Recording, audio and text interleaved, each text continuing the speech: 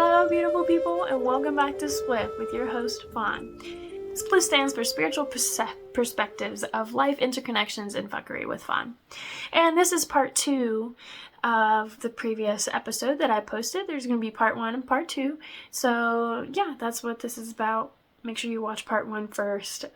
So I had said for part 2 that I wanted to include the video of me when I woke up that morning after I had recorded the last podcast episode, and I just immediately woke up and was like, oh my gosh, I have to tell this dream. I have to share this dream. And then the ceremony that comes with it. So if you don't know what I'm talking about, that's what this is. All right, guys. So I had to wake up and record this. As you can see, I didn't even fully set up my background. And this is definitely my bed hair. Look at that. I got a pimple overnight. So I just finished recording the episode regarding trauma and grief and all of that. And I shared about my personal experiences with that regarding some of my family members and stuff like that. So I woke up from a dream, and I have yet to do a episode on the dream realm and how much it impacts me as a person and what it means to me and all of that. But I do associate the dream realm with the spirit realm. And I often feel that in my dreams, I get significant messages and I can help spirits through my dreams, that they'll come to me in my dreams. And then I'll have some type of memory of how they'll take me through how they died, or what happened last night. So, yeah. So I have been having a hard time sleeping, as I was using CBD and THC to help me sleep, and then I ran out, and so kind of been using melatonin. Part of me having a hard time sleeping is that my mind will just race and race and race about a lot of the stuff that I've got going on in my life, and I'm such an overthinker because of being brought up in a narcissistic home. That adds to it and all kinds of stuff. But yeah, so last night, my dream, right? I was asleep, and in my dream, there's a person in my life right now who is really important to me, and was a romantic way. And he was in my dream that he had fell down the stairs and hurt his foot, and so I was in his room with him, and then in comes my grandma on my mom's side, who was married to my grandpa that passed away when I was 16, 17, and she's crying hysterically and being a version of her that I've never seen, which is a super empathetic and compassionate version. And she was your grandpa, he's here and he needs to come home with me. I was like, what are you talking about? He is not here anymore. And she's like, no, he's here in the hospital. I need you to come help him. I need you to help him. I need you to help him. His spirit's here. I was like, what? Because again, this is not something that my grandma would ever say to me. So I go and I follow her, and we're walking through the hallway, and she's with her daughter, my aunt, who is my mom's sister, who's still alive, but I don't talk to very much. And we're walking through the hallway, and she's talking about how his spirit is illuminating the halls with this blue, vibrant light, very similar to this color in my hair right here. If anyone's watching the video, this was the blue that the hallway was filled up with. Once we came around the corner, I saw this beautiful display of this blue, vibrant color with these white, what are they? Like the water lilies flowers floating on the wall. And then, like, I saw water kind of like moving in the background. And it was just this very peaceful, serenity scene. And I was like, okay, all right. So we're walking further down to his room, and we get in there, and the curtains like completely closed around the bed, so there's nothing. I can't see anything. I just see this like pulsating, illuminating blue light.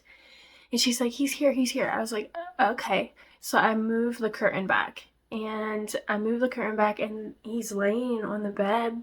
When he looks younger than I ever recall, and he's laying there, and he just like kind of has his eyes up. He looks so peaceful, and he has this like half smile, and he just looks up at me like this, and he smiles, and he's like, hi. And I was like, hi. And I started sobbing, like hysterically sobbing. And I was like, what are you doing here? And he didn't say anything else. I said, you want to go home with grandma? You want to be in grandma's house? And he's like, shakes his head, and he's like,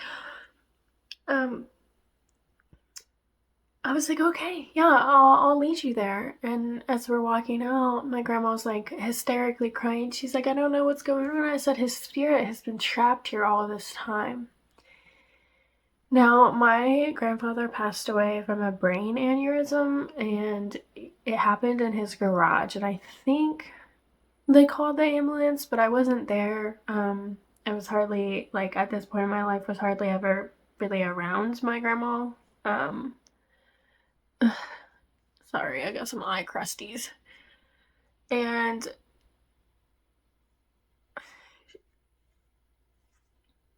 so I don't know the full extent of what happened. We did not go to the hospital when he passed away. I don't remember us going there. I think he had already passed away and all the things that happened. And yeah, so, but to my knowledge, I don't think he actually died in the hospital. So I found it strange that the dream was that, and not where he actually passed away, or maybe he had his last breaths there. Anyways, I'm walking him out of the hospital, and I was telling her, I was like, he's been stuck here. He wants to go home to you.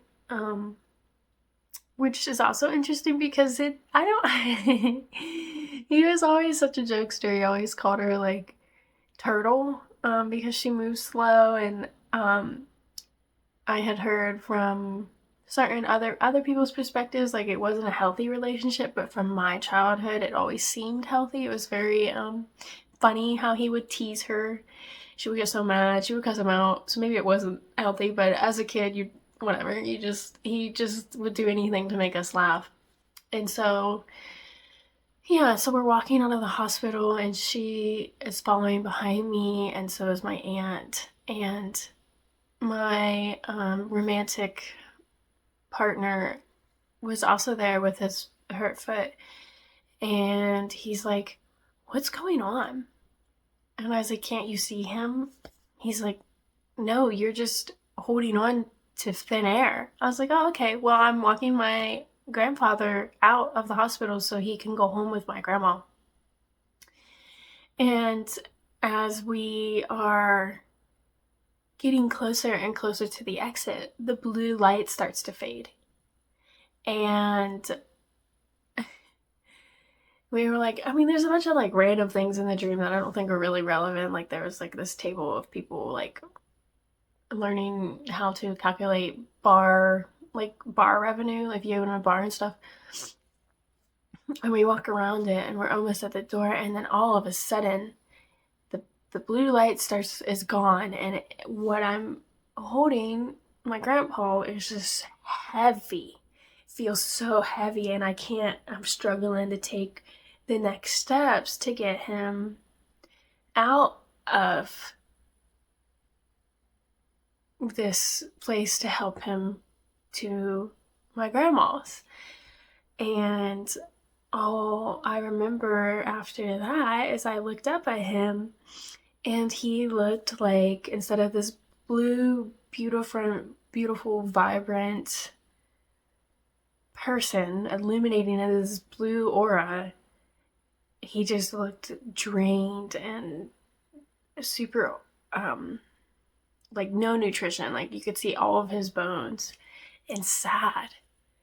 And so I stopped and stared at him, and I stared at the door, and I looked behind me, and nobody was behind me, and it was just me and my grandpa. And I was like, what is going on? Do you want to go to grandma's? What do you want to cross over? What do you want? And he wasn't responding. And then I heard a loud noise, and I woke up. And when I woke up, I saw that my paintings had shifted on the ground, kind of like this, and I will post a picture of what slid off and what was showing. It's a picture of a painting I did of a very, very gorgeous Native American woman, and I painted her aura, and that's what I woke up to, was her just like staring at me, and I was like, okay. So when I woke up, I felt really happy, because prior to going to bed last night, I was praying to the Creator, or asking my spirit guides for some guidance, because I have so much grief and hurt on my chest right now, and I feel that I'm like super consumed by my emotions and not able to actually focus on what I need to be doing in life, and like kind of falling into that darker depression part of grief and not being able to motivate myself. So I asked the spirit guides to show me my path again, any sign of it. And I think that the dream was definitely that. So I woke up feeling really, really happy and so ecstatic that I was able to like ask and have that happen, and felt like I was helping my grandpa. But the end of the dream feels very dark and decaying, and like perhaps something posed as him. I'm not 100% sure how to take it, being that I literally just like got up and was like, I gotta record this. So yeah, I really wanted to share that with you guys. What do you think that ending means? For me, I'm still trying to decipher it, but I am curious to hear what other people think for sure. Yeah, so that's a dream that I had. Which is, it's just wild. It's wild that it corresponds so much to what I was talking about, despite me feeling like really heavy and like it was really hard for me to record that episode yesterday. And yeah, so I definitely think that his spirit was reaching out to me, and that the ending was something intruding in that beautiful moment. And so I will do what I do whenever I have spirits contact me, whether they're in personal relationships or not, and either they show me how they passed away, or like that, where I didn't feel like the dream was fully finished, then I will light a white candle with pure intention and leave it until it burns out, like one of those little tea candles. And just kind of channel all my energy into it. Like, this is for any of those who need to cross over. And for this particular one, I can use the name and call to him and be like, this is for you. So that's the plan. I mean, I kind of feel like this is a great way to just like dive in a little bit about the dream world, or the spirit world, as I call it, and kind of emphasize in what it means to me. So, to do this, it requires a lengthy explanation of um yeah of I'm pretty tired of what it all means to me, right? So let's start with dream catchers, because I think dream catchers for me are super significant. I have several that I make of all natural materials, and I do sell them, and I'll link that. But I try to put all of my energy into them and try my hardest to make most of them all natural. Sometimes I'll use like non-natural materials. Um, so the dream catcher in today's world is just seen as something that catches your good and bad dreams.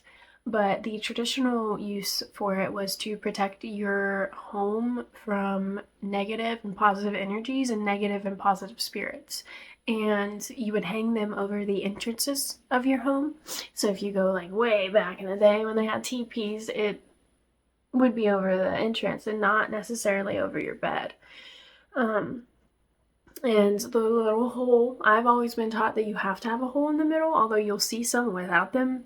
That's just what I was taught, because the hole in the middle is supposed to let the good spirits pass through. And we always usually, like in my family, we would hang a crystal in the middle of the hole to help reinstate that we only want positive. And if it was a negative that was like trying to slip through spirit, it would be reflected from the crystal in the middle.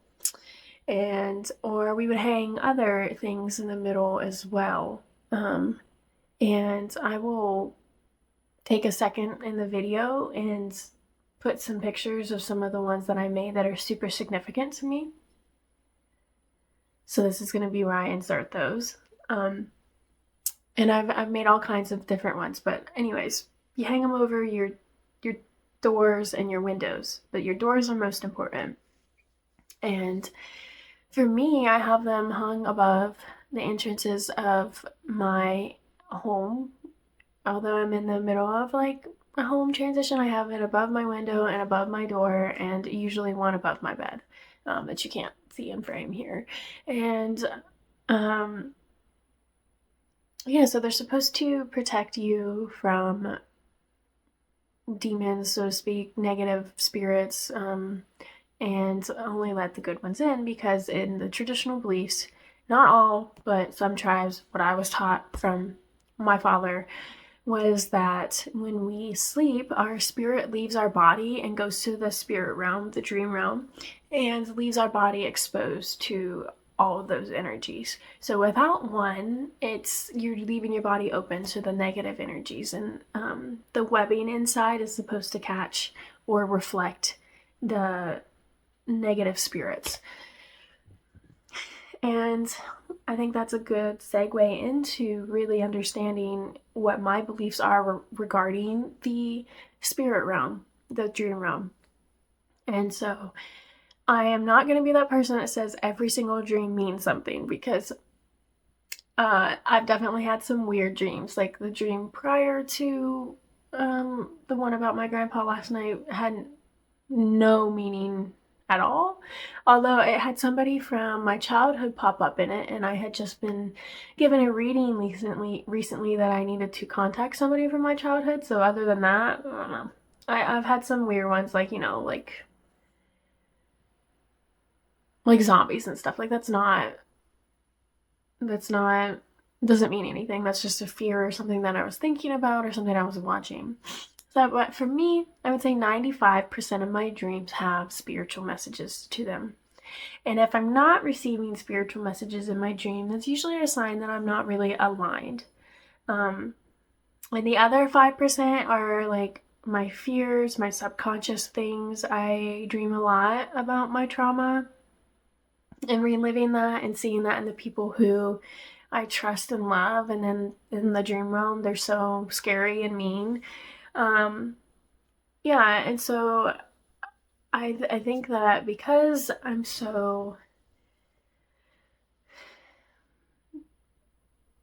because my spirit is so open, because it has to be so that I can help people and spirits who've passed away cross from this world to the other. Even with the dream catchers, even with all the protection I do, there's an occasional slippity slew that gets in there. And then I have dreams like I had at my old house. And, it really hits hard for me when the dreams happen in the places that I live and they're to the T the same. So I'm not dreaming of like different color walls. Sometimes that happens, but um and you can have I have a friend who's like a dream analyze specialist, and he'll tell you that certain colors mean certain things going on into your life. And the typical like chasing dream means that you're running away from something, but this dream in particular was brutal.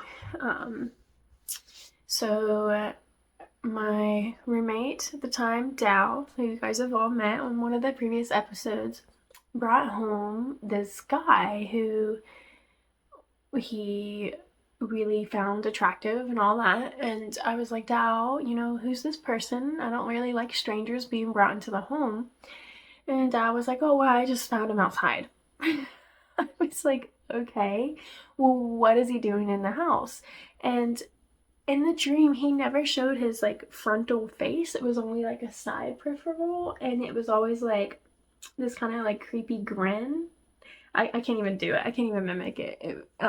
Yeah, it's just really, really creepy, like kind of 2D face. It didn't look like a 3D face, and I just could tell something was off with him. I was like, I really am uncomfortable. Like, I don't like this person.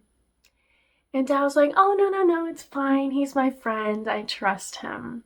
I was like, okay, that's fine.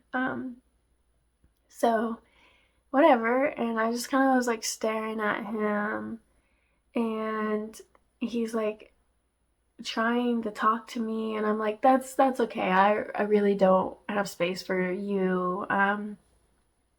Yeah, whatever. And then he starts like looking me up and down in like kind of like a sexual manner, and he goes to reach for my breast, and I was like, no. I kind of like freaked out and pushed him away, and I was like, you know what, I'm just gonna go upstairs. And then he grabbed my ankle, and I fell to the floor. And when I like, because I fell forwards, when I turned over, the hallway leading, so there's the hallway, and then in the middle of the hallway is the bathroom door, and then to the right is Dal's room. And then like I was in the door frame from the living room that goes into this little teeny hallway. And the behind this dude was the bathroom, but it was like just like oozing this like black aura, and I couldn't see into it. And then I couldn't see Dal, and Dal was in their room and was like, oh, it's fine, Ari, he just wants to play. I was like, what the fuck? Get the fuck off me. So I start like kicking and screaming, and he's trying to drag me into Dal's room to sexually unconsensually harm me. And I was like, oh, no, no, no, no. So I like kicked him off, and I ran through the living room into this upstairs, like went for the stairs, which was my room and my partner at the time's room. And so I'm like sitting at the bottom of the steps trying to process what happened. I didn't go all the way up to the steps, and all of a sudden I like peek around, and then he's like crawling on the ground towards me, and I was like, oh shit, I gotta go. So I took off upstairs, and then he grabbed my ankle again, but I was already at the top of the stairs. And so I like kind of like face planted and then turned around, and I'm like staring at him. He grabbed me and I fell, but he's at the bottom of the stairs. And he's just like staring at me with a shit-eating grin, like, I'm gonna get you. And I'm screaming, but nothing is coming out. I'm screaming like, help, help me. I'm screaming for my partner's name and nothing will come out. And I look over and I can see that he is in the bed asleep, but he's not moving. And I look back down and the thing is closer, and I just screamed as loud as I could, even though nothing would come out. And I woke up next to my partner in the same house, and I was panicked. I was like, whew, whew, I like snuggled up to him. I was like he whimpering, and he woke up and he was holding me and whatever. And it was like, it was a lot. It impacted me the next day because I felt like I had lived that. Like, for me, the spirit realm, the dream realm feels so vivid, not only because it is incredibly vivid to the fact that I can recognize that it was my house, and I can, all the smells, all the sounds, all the memories, like, they live in my head rent free. And the next day I wake up and I feel even more exhausted than when I went to bed. And everyone's like, who isn't spiritual, is like, oh, it's just because you had a bad dream. And I'm like, no, it's because my spirit was fighting in the spirit realm. Like, I didn't actually get any sleep. My body might have, but my spirit did not. Yeah, like I said, I woke up terrified from this dream. And last night I woke up feeling happy that I was helping, but after laying here and like really thinking about it for a second, I was like, oh, something wasn't right about that all the way. But yeah, so there's like some of my dreams. Let me share one that's like the most vivid, lives in my head rent free. Now that comes with like a whole story. So this is my freshman year in college, and I stayed for the summer, and they had like special dorms for that, and I was able to room with my best friend Ryan, who I will bring on another episode. And in the dream, so this little girl came to me in my dream, and it started with her presenting herself as she was before, which was this beautiful little, very pale girl with black hair and this really pretty dress, and she had this cute little doll that looked just like her. And she just had like one of the most like genuine, innocent, playful smiles, and she was just so beautiful. And then it flashed to her as she left this world. And I'm just gonna go ahead and give a trigger warning. This is a pretty vivid dream, and to what I believe is how she passed away. And this was a spirit coming to me, so it does result in this little girl being unalived in a very shameful and harmful way from grown men. So if that's too much, just skip to this time frame. And yeah, and you have to watch the video for the time frame, or I'll put it in the comments too in case you're not watching the video. So yeah, so then she showed herself as how she left this world, and she had soaking wet black hair, and it was like kind of over her face, almost like The Grudge, but you could still kind of see her. It was like, here, let me move my hair a little bit, I'll show you. It was kind of like this, or if you guys have watched Hunter x Hunter, Palm, kind of like her hair where you can still see through it. And she's in this like beautiful white dress that is now covered in mud and soaking wet. And her doll, she's holding it in her hand by its hair, and it's just its head, like it's headless or bodiless. And then it flashes to the way that I watched her from like a third point of view. I wasn't actually there. It was like I was like standing kind of slightly above all this, like a bird's eye a little bit, but not quite that high. And she was with these like two men who had, one of them had overalls on and like a plaid shirt, and the other was just dressed in all black. And I never saw their faces, but I saw that they unconsensually harmed her, because I can't say the word on any of these streaming services. And so I had the awful experience of watching that happen. And as she's like gruesomely yelling and screaming and crying. And then I watched as they took her from this life by drowning her. And I remember that it was like in this kind of like swampy area. There's all these trees where the water was, and you could see out that it was this lake, but where they were was like this like swampier area where trees were still growing. Like maybe the water had rose, not maybe, the water had rose over like the normal bank. So like the water wasn't like super, super deep where they did this. And it was a full moon, because I remember it had that dark, like when it's a full moon out and you're still outside, you can see everything like that midnight-esque color, the midnight blue. And I heard all of the crickets and the animals, and I remember the smells of like the lake, the fishy and the all that. And then they did that, and then her body was just left there. And so then the dream changed to I'm laying on my dad's couch, and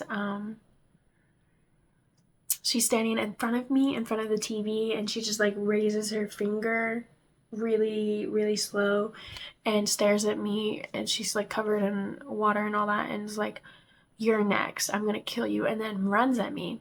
And I wake up in my dorm room, and she's standing in front of me, probably about 5 feet away from me. And I was like, oh shit. And I like kind of jumped back, and I blinked, and she was gone. And I was like, what the actual figgity fuck? So I ended up, collecting myself, because that was a lot to experience. Like nobody, even when they make movies and stuff like that, and they even hint at it, or just me talking about it, like it's a lot. Like you don't really want to talk about that. That's awful. That is awful. Why would anyone do that to a grown woman, let alone a child? Anyways, I lit the white candle for her, and I feel like I truly helped her cross over. I think that she was trying to show me what happened so that I could seek justice for her. And I think a lot of spirits come to me for that, because I have such a justice-seeking spirit myself. However, unfortunately, a lot of the times when they come, the timelines are so old that I can't find any information about them. I can't actually make sure that their perpetrators had been punished, because they're most likely dead because of how old that time segue is. What was interesting about this little girl even more, which, like I said, I do think that she's crossed over. I haven't seen, felt, or nothing from her since then. I was going to say very long time, but since then. When I was telling this story to my stepsister and my cousin, they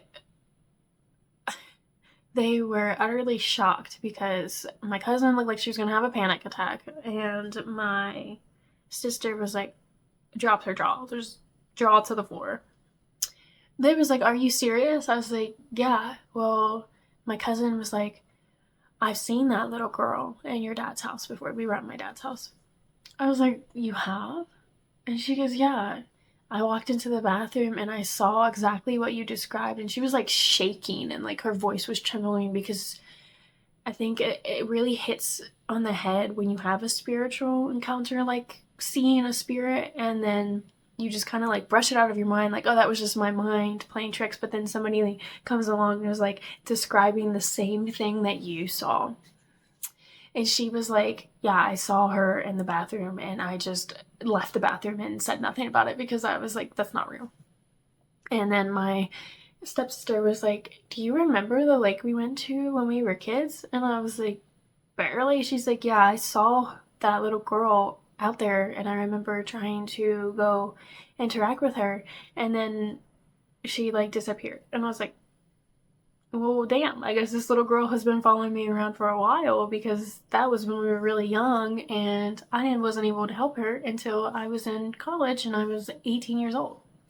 So that's kind of like, yeah, I really wanted to share that because that kind of emphasizes what the spirit world and the dream world for me means, and when spirits come to me, how serious I take it.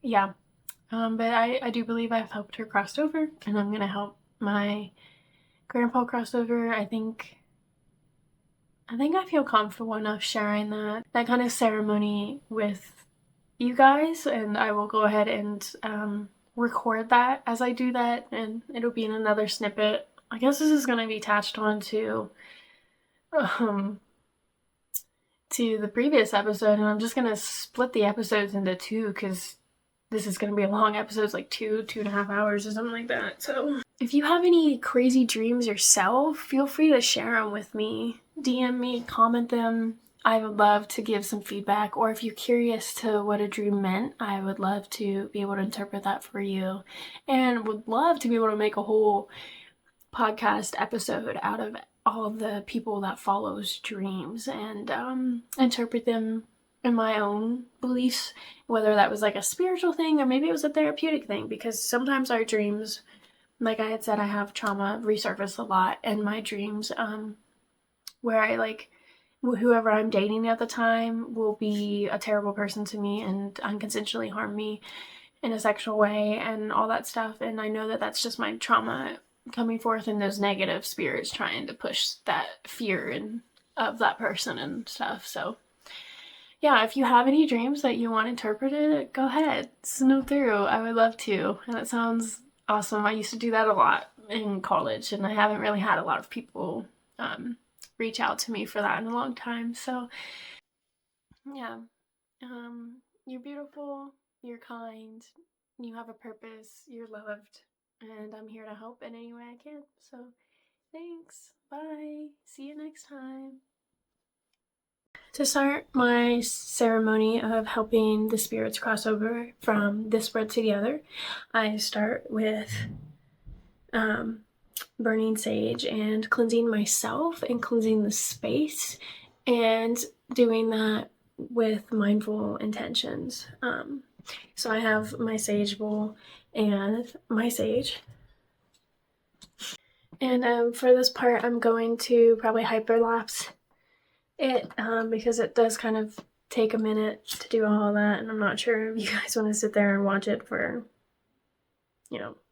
20 minutes or however long it takes.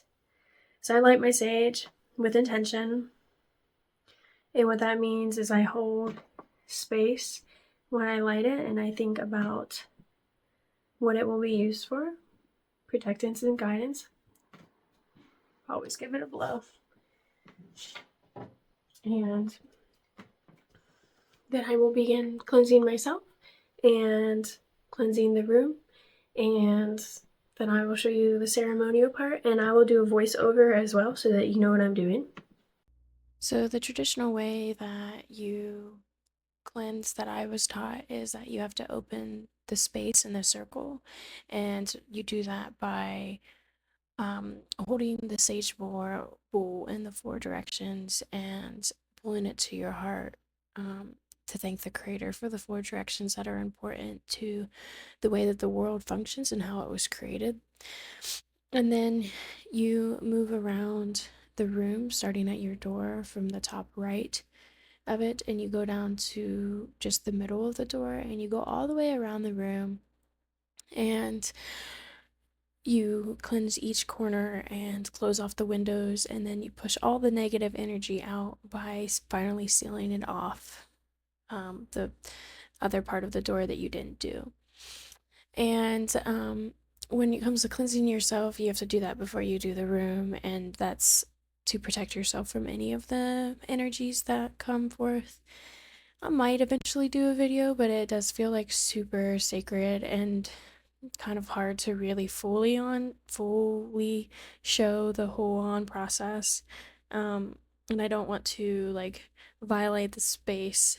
If it feels right, then I might, but we'll see.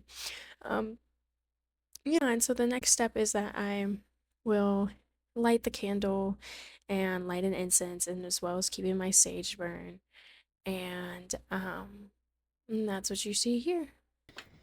So because I'm in between living spaces right now, I do not have my altar set up, but that is normally where I would um, set this up. And as you can see, I still have my sage burning, and I will continue to let that burn. And then I will also light an incense and light the candle with that.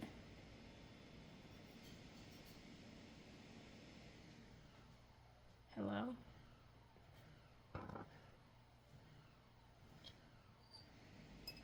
And normally on my altar, I have something that represents earth, water, fire, wind, and your incense for me is always wind. The candle for me is always fire.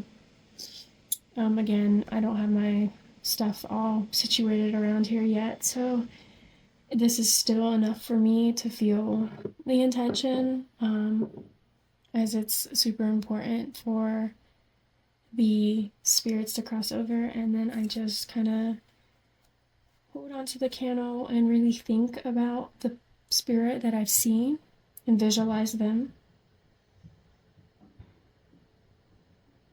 Now, in this case, because I know my grandpa, I will say his name, and I will go ahead and share that with you guys, what I usually do.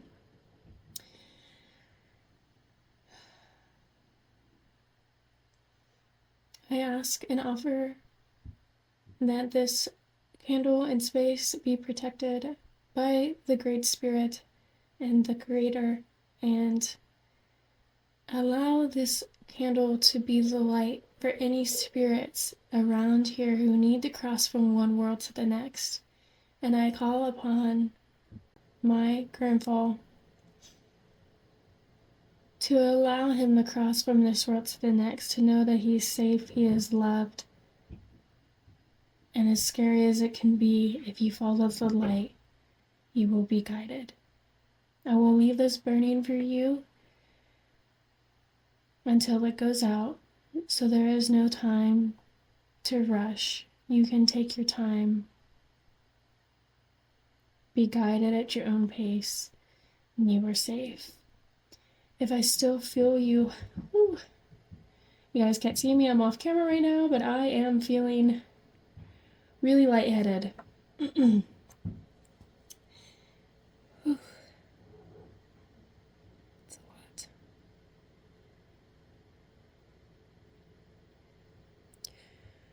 Ooh, that is a lot. Okay. So I feel you. I can feel that you're here, and I can feel that you're scared. So I will leave this for you, and know that you're safe to go. And for those that are watching and listening, if I don't feel that the spirit has crossed, I will continue to light candles until they do. I will also close the ceremony after it, and I will pretty much do what I did to open it as well, and just do it reverse to close it. So I'm not going to record the whole burning of the light. I think that you guys got the gist of it, so thank you for sitting in my ceremony with me. Thank you so much, guys. Really appreciate all the views and all the support. Let me hear your feedback. How can I help you?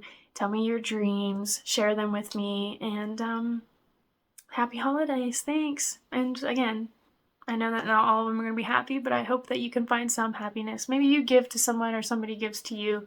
And maybe a stranger, just a simple hi, simple hug, simple hand hug, which I can't do it with I really tried to do that. I can't do it with both hands, but you walk up to a stranger and then they put the same hand, their thumb will be this way, and then you can do a hand hug. Yeah, so thanks so much. Bye.